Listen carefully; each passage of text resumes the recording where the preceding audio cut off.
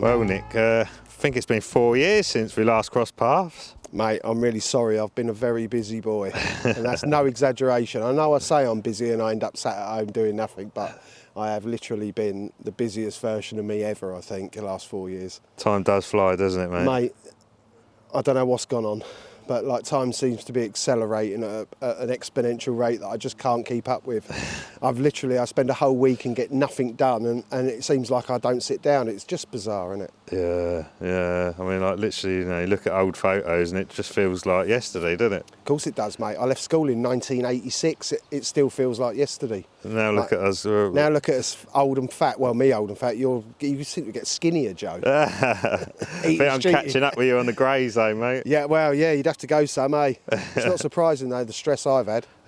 Yeah, so you've been busy building your own house, haven't you? Yeah, mate, built a house.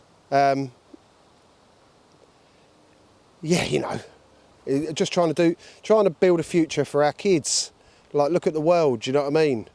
I would have had nothing if it weren't for my mum and dad leaving me something to try and make my own way, And I look at people now, I've got friends that rent a flat and stuff and they can barely afford to eat, it's got that ridiculous.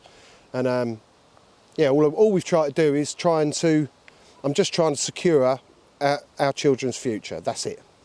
So we built a big house, done the best of what we could do. I've literally spent all of my money. I was a wealthy man not too long ago. I'm not very wealthy anymore, but hey, if I died tomorrow, my daughter will be taken care of now. And that's what it's all about, mate. Awesome. Well, like, you've invited me down here to this lovely little lake. We've got sort of 24 hours. Nothing too serious, is it? We're going to have a nice little social. Mate, it should never be serious. If you're serious about carp fishing, you should never take carp fishing too seriously. And that's a sage old saying from me. But no, I come here, this is my mate's lake in Oxford, my mate Nick, good mate of mine. I first met Nick, we call him the Oxford Terrier because he's caught some incredible carp over the years from everywhere he's ever been.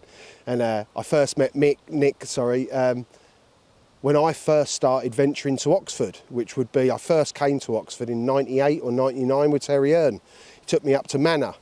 And we fished a couple of lakes locally, a bit of guesty poachy like we were back then, all keen as mustard and stuff.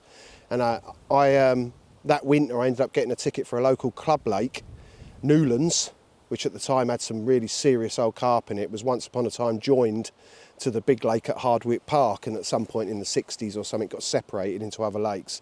And a lot of those original stock were locked in that side. People didn't really weren't that clued up to it, but Nick Bassett was, bless him.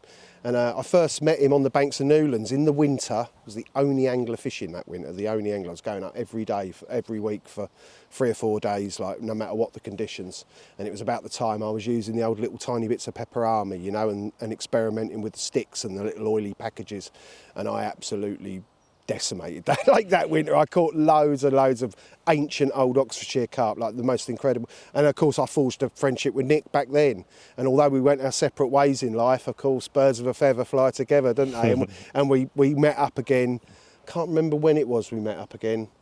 I got a message from him out of the blue one night, and he was going through a tough time, and I'd been going through a tough time, divorce and all that, lost my daughter, all that sort of caper, stuff that really is life-changing. And he sort of reached out to me, and we've been thick as thieves ever since, And Nick managed to buy this lake about 15 years ago, and it's just blossomed into the most incredible place.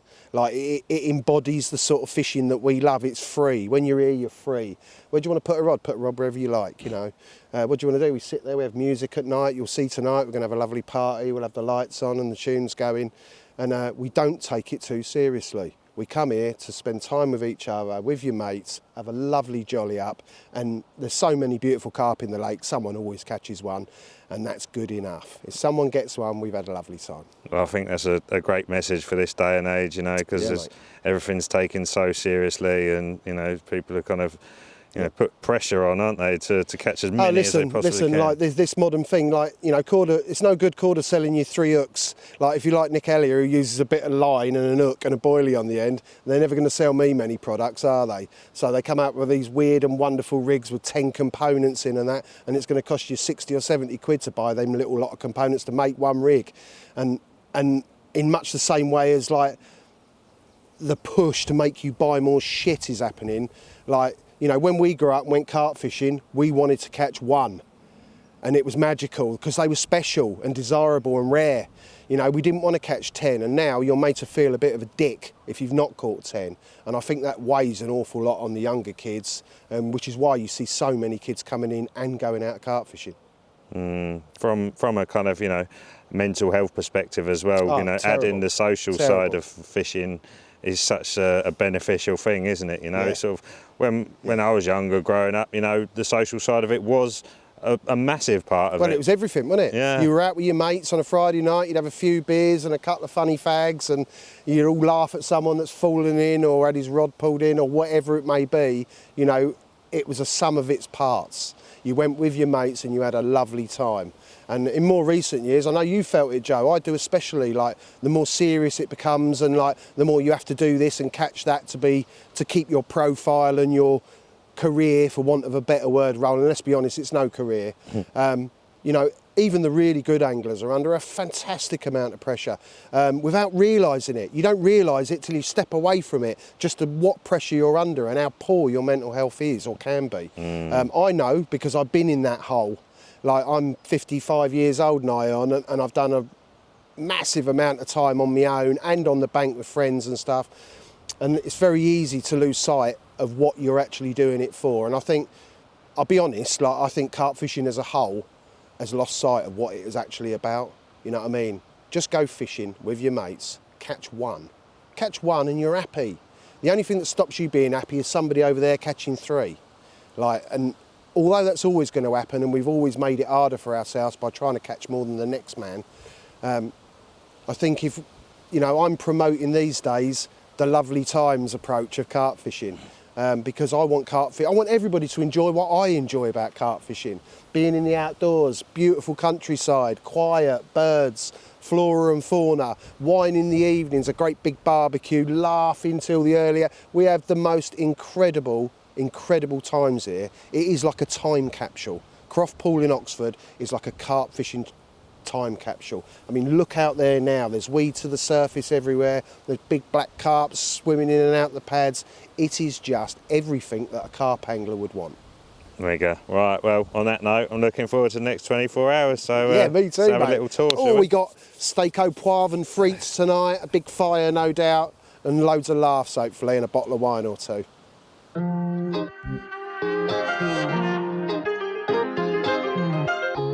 You know, I can imagine in the 70s growing up and seeing pictures in the Angling Times and that, of lakes like this, you know, like full of pads and that, and being spellbound, you know, look at that. Great big black mirror carp cruising around, like, you know, just boyhood stuff, the stuff of dreams, you know. And it's one of them lakes, like, it's not left unchecked. Obviously, there is an actual syndicate on this lake, although a small syndicate.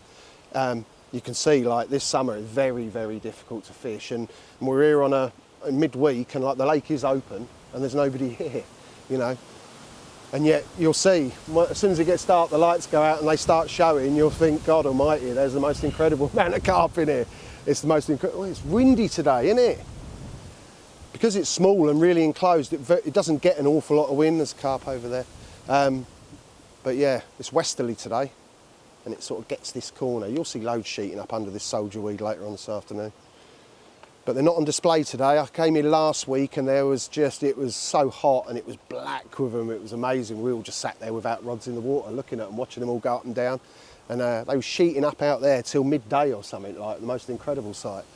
And I'm sure, you know, just before Joe arrived this morning, they were sheeting up all over here, all over the back of the pads, like very happy carp indeed.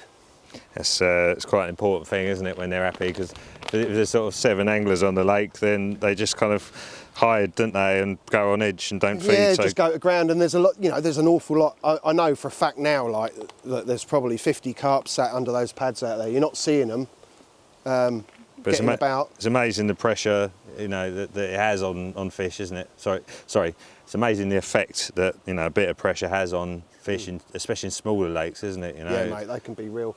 I mean, I love fishing big pits, and the reason I fish big pits is because they're easy. Do you know what I mean? Let's not mince our words. Like, a big pit with about 30 carp in is a doddle. Like, a little lake like this can be as hard as they come, like, just by its nature. You know, look at it.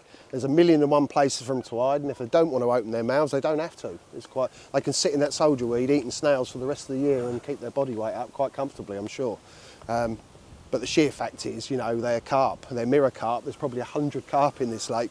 Lots of nice ones. I think there's at least 20, 30s as it stands at the moment. Wow. And they're only getting bigger, mate. I fished this quite heavily in the winter with, again, my other friend Ollie Davis, and like, we're all friends together. You know, we all come here for a lovely party and we put rods everywhere, because when you live on an island, you can put rods all the way around the island, can't you? Which is what we do, and it's super social, super exciting when a buzzer goes and everyone's running off in different directions. Like, it just takes it back to what carp fishing should be. Sheer enjoyment. If you weren't enjoying it, you wouldn't come here, would you? Like, simple as that. And you know, although I don't take the fishing particularly seriously, you know, I'm not going guns out trying to catch them, because you don't need to. You know, they're there for the taking. All you've got to do is fish as and when you want. And it's just lovely to come to a lake, and like everywhere else I go, I'm like a robot, you know, must catch carp like everybody else these days. And the longer that goes on, the more you step back and think, I didn't enjoy that trip. You know, I worked my bollocks off for very little reward and got stitched up by matey, and he moved in when he said he weren't going to go, and he stayed an extra day. And like, modern carp fishing is not very enjoyable just because of the amount of anglers fishing around you most of the time. So to come somewhere like this, even if it's rock hard, it wouldn't matter, would it? If you sat here for 2 or 3 days, no motorway, no planes, the odd plane from the military base nearby, but silence most of the time. At night, the muntjac are barking behind you and the nightingales are singing and that. Yeah, it's pretty special,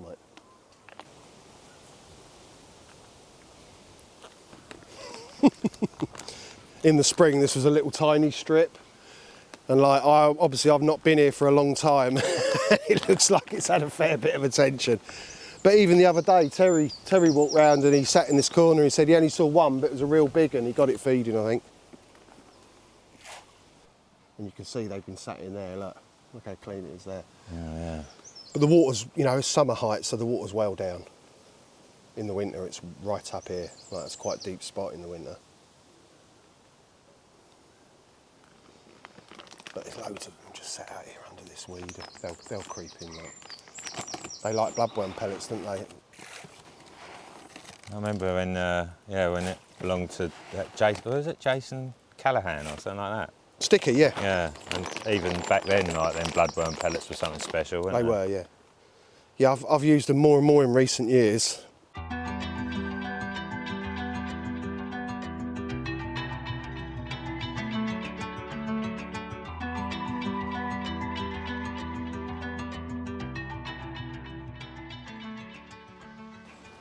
Again, midsummer, water levels dropping. We've got a really shallow entrance to this channel that runs through to the other part of the lake, and, you know, like big carp are, the water's ever so clear this year, and they're frit, you know, they don't like coming through. And when they do, you see one rocket through out into the main body of water. But yeah, like I said, it just changes the dynamic of how the lake works when it gets really choked with weed and stuff. I'm pretty sure most of the carp are sat out there in that massive set of pads underneath. They're not using the channel like they were a month or so ago. It changes so quick, mate, doesn't it? When you don't go somewhere for a while, you come back and everything's changed. And that's the joy of it, I guess. Napping. Yeah, I think, I know Nick had been feeding them the last couple of days, and I've got a feeling it's here, just at this mouth of the channel. And there's a lot of suspended colour down there, the odd carp about. What's that above your head there, Nick? Is that diving platform? Well, it's not actually a diving platform, but in the summer when we've had a few too many shandies, like, it came out one day, Nick said, well, I'm the only person, he said, to dive off the platform. And I was like, what do you mean you're the only person to dive off the platform? So, of course, I had to do it, being a dickhead that I am. And then my daughter did it. And so, like, she's the only girl to have done it. And it's not particularly deep there, and it's quite silty, the bottom. And I knew that I was going to, like, poleaxed myself into the lake bed. So I sort of leapt out, half somersault, and landed on my side, tactically landed, and I still walloped into the bottom, you know. Nick did it first, then I did it, and then my daughter Honey did it. Like, I don't know if anyone else has done it since then. I think you'd have to ask Nick. But get up there with the camera and have a look. When you get up there, it don't look much, does it? You get up there, you think, ooh, fucking hell, I don't fancy that much.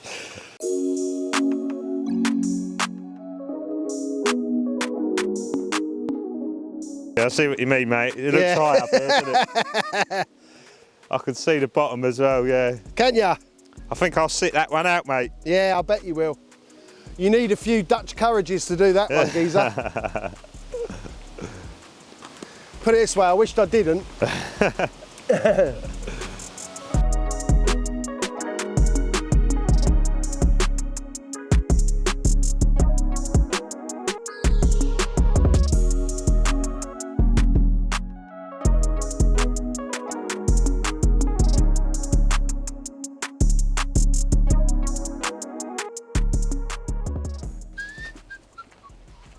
Hello, pig dogs. It's all good, isn't it, hey? It's getting warm now. It's time for a nice cold Diet Coke. Well, I've got to say, it's great to be back out with Nick. I always enjoy his company, and as mentioned earlier, it's been quite a few years since I've been in it. So, yeah, looking forward to a good catch up and a nice social with the boys. I think he mentioned that he's got his mate Al over from Belgium, so yeah, we'll have a little chat with him at some point as well. But the old carp angler instinct kicked in, didn't it? I had a little wander down into this channel here, and as I walked down this pathway, I just saw one of them tiny little swirls you get on the top of the surface, you know? So I knew something was down there. And the light wasn't very good, but after a few minutes I could definitely see a couple of shapes moving around, and I think they might have kind of drifted out, but I thought, well, that's a perfect opportunity to go and grab a little 6-footer. Knocked up a little solid bag, standard Joey solid bag set up. Got a tiny little wafter in there and a few casters, a few pellets, and I'm probably just going to put like a palm full of casters over the top of it, but other than that, that's all. So there's not a lot there. If they do come back, I reckon there's a good chance of a quick bite. Exciting. Right, I reckon these pads could be a little bit hairy in this situation, but hopefully put me right at a bit of an angle. I might be able to get it to run out that way a bit first, but well, I think it's probably better off just with a tighter clutch as I can get away with, you know, so it's going to slow it down but not completely locked up. Anyway, quite excited. I haven't been doing a lot of fishing lately, and yeah, it's a buzz to be back out on the bank and in such a, you know, such stunning surroundings. It really is a beautiful place. So yeah, thanks to Nick for having us down here. He'll be back in a little bit as well. It sounds like we're having a bit of a fancy barbecue tonight, so as you can see, I need all the food I can get in me. Right, let's get this rod out there. Probably already made enough noise as it is. Well, the bank sticks went in nice and easily, which is always a bonus. It's funny actually, normally I've got a bruise in my palm here. You can tell I've not been fishing much lately, so I've not got one. It's a rarity to not have one, really. Right, sort of this pretty much locked up, but not totally locked up. And then I've got my butt ring this side of the buzzer as well. So then that way, even if you have got a super tight butt grip, it can't slip through there either. So it's just double secure.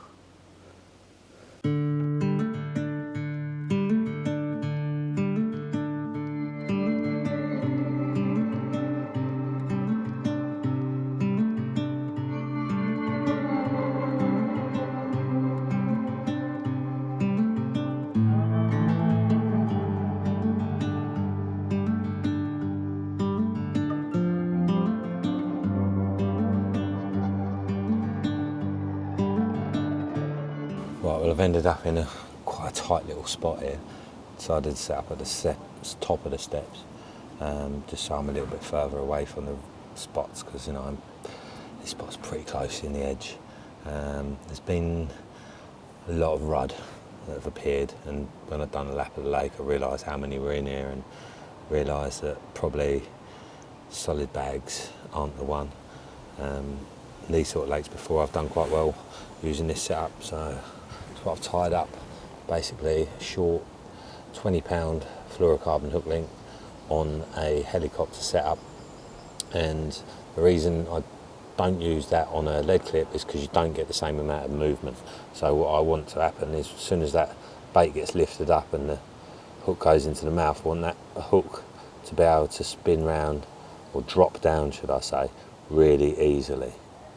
And as you can see, because it's got a loop on a swivel on a helicopter setup, it's got all that movement that it needs to be able to do that, and it's still a fairly shortish hook link, so it doesn't take a huge amount of movement. Once the bait's gone into the mouth, the lead's tightening up and they're nailing themselves. And I've got a heli safe on there with a 4-ounce lead on it to help nail them, and obviously that just drops off in these pads when it needs to. Yeah, tiger on there just because, well, I find that the roach tend to leave the tigers alone more than they do other baits they find more attractive. Little bit of a gap there in between the hook and the bait, and that's just a D-rig which I've created by tying a grinner to the hook and then a little bit of shrink tube on the shank of the hook, and then looping it round, pushing the tag end through the eye of the hook and just blobbing it off. And as you see, it gives you a nice little D. No fandango bits and pieces needed. Pretty simple but very effective in the right situation, which I feel this is the right situation. Pretty clean spots, well, super clean spots, and the water's pretty clear. So yeah, fluorocarbon mainline, fluorocarbon hook link, and a little tiger nut hook bait ready to snare one. So there, I've got 2 little spots down in the edge here, one to the right and then one to the left. I did see another couple of fish in there earlier feeding on the bait that I'd put to the left of the tree. That was the casters and the maggots before the roach and rudd appeared. So yeah, like I say, I think this change of tactics should be good for this situation. Right, that's that rod all sorted. Right, the other reason for using tigers is purely and simply because they're such a great bait. Carp love them, and if you're fishing a lake where you're allowed to use them, I highly recommend you give them a go, because you might be surprised by the results. Right then, let's go and catch up with Nick, see what he's up to.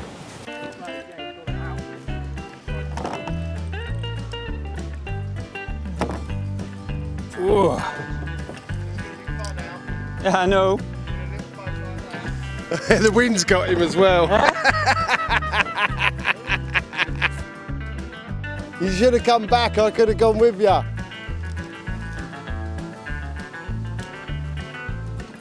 Is there an oar in the boat, Al? Yeah, it's an oaring boat.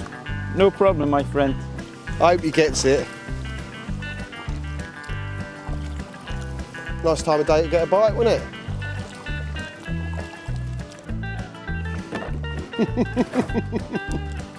It's proper palaver. The wind got him and spun him round twice. He'll get it. He hooked it over there under the bushes and it went like that. Like a rocket straight behind the pads where they're all living. It looked like a nice one, I've got to be honest.